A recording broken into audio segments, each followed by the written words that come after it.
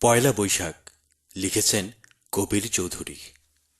কবির চৌধুরী ১৯২৩ সালের ৯ই ফেব্রুয়ারি ব্রাহ্মণবাড়িয়ায় জন্মগ্রহণ করেন। তার পিতা আব্দুল হালিম চৌধুরী ও মাতা আফিয়া বেগম।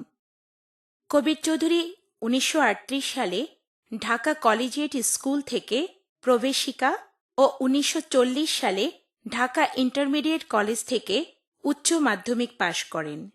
তিনি ১৯৪৩ সালে ঢাকা বিশ্ববিদ্যালয় থেকে ইংরেজি সাহিত্যে স্নাতক সম্মান এবং ১৯৪৪ সালে স্নাতকোত্তর ডিগ্রি অর্জন করেন। এছাড়া যুক্তরাষ্ট্রের ক্যালিফোর্নিয়া বিশ্ববিদ্যালয় ও মিনেসোটা বিশ্ববিদ্যালয়ে তিনি অধ্যয়ন করেন।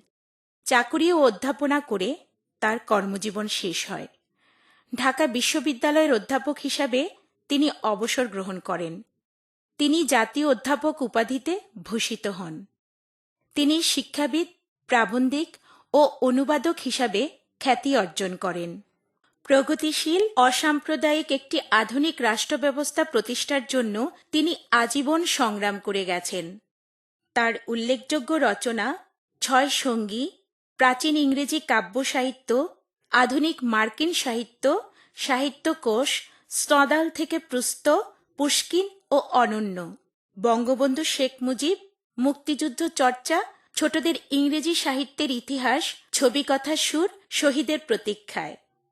তিনি বাংলা একাডেমি পুরস্কার ও ২১ পদকসহ অসংখ্য পুরস্কার ও সম্মাননায় ভূষিত হন।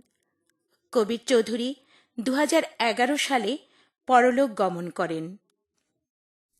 বাংলা একাডেমি থেকে ২০০৮ সালে প্রকাশিত বাংলাদেশের উৎসব নববর্ষ নামক গ্রন্থ থেকে এই রচনাটি সংকলিত হয়েছে। গ্রন্থটি সম্পাদনা করেছেন মোবারক হোসেন। ধর্মীয় সংকীর্ণতার বৃত্ত অতিক্রম করে বাংলা নববর্ষ উৎসব আজ আমাদের জাতীয় চৈতন্যের ধারক, এ অভিমত ব্যক্ত করে লেখক প্রবন্ধটিতে পয়লা বৈশাখের জয়গান গেয়েছেন। চলো তাহলে শুনি কবির চৌধুরীর পয়লা বৈশাখ প্রবন্ধটি।